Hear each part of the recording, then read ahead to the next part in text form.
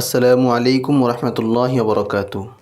প্রিয় দর্শক শ্রোতা, প্রতিবারের মতো আবারও আপনাদের সামনে আরও একটি শিক্ষণীয় ভিডিও নিয়ে উপস্থিত হয়েছি আমি মোহাম্মদ মাহাদি হাসান। প্রিয় বন্ধুগণ, আপনারা যারা এখনও পর্যন্ত আমার চ্যানেলটি সাবস্ক্রাইব করেননি, নিত্য নতুন শিক্ষণীয় ভিডিও পেতে এখনই সাবস্ক্রাইব করে রাখুন এবং প্রতিটা নতুন ভিডিও সবার আগে পেতে পাশে থাকা বেল আইকনটি বাজিয়ে দিন। তো চলুন কথা না বাড়িয়ে মূল ভিডিওতে যাওয়া যাক। এক মহিলা খুব অশান্তিতে ছিল। স্বামীর সাথে কিছুতেই বনিবনা হচ্ছিল না। অনেক ভেবে সে মহিলা একজন হক্কানি পীরের কাছে তাবিজ চেয়ে পাঠালো।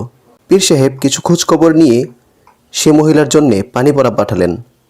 নিয়ম বলে দিলেন, যখন স্বামী রাগ করবে তখন স্ত্রীকে সে পানি পড়া মুখে নিয়ে রাখতে হবে, গেলা যাবে না। কিছুদিন এই নিয়ম পালনের পর সংবাদ এলো সে সংসারে অভূতপূর্ব শান্তি বিরাজ করছে। পীর সাহেবের কাছে এক মুরিদ বিনয়ের সাথে বলল, হুজুর, আপনার পানি পড়া তো খুবই সুন্দর কাজ করেছে, কিন্তু সে পানি ব্যবহারের নিয়মটি খুবই আজীব মনে হয়েছে। পানি পড়া মুখে রাখার নিয়মটি আগে কখনো শুনিনি। সবসময় শুনতাম পানি খেয়ে ফেলতে হয়, কিন্তু আজকেই প্রথম শুনলাম পানি পান করতে পারবে না, শুধু মুখের মধ্যে রাখতে হবে। এটা আবার কেমন নিয়ম? হুজুর বললেন, শোনো, সে সংসারে ঝগড়ার মূল কারণ ছিল স্ত্রী বেশি কথা বলতো। স্ত্রীর বিভিন্ন রকম কথা শুনে স্বামী আরও বেশি রেগে যেত। পানি পড়া মুখে রাখার কারণে স্ত্রীর কথা বলা বন্ধ হয়েছে, সাথে সাথে সংসারে শান্তি ফিরে এসেছে।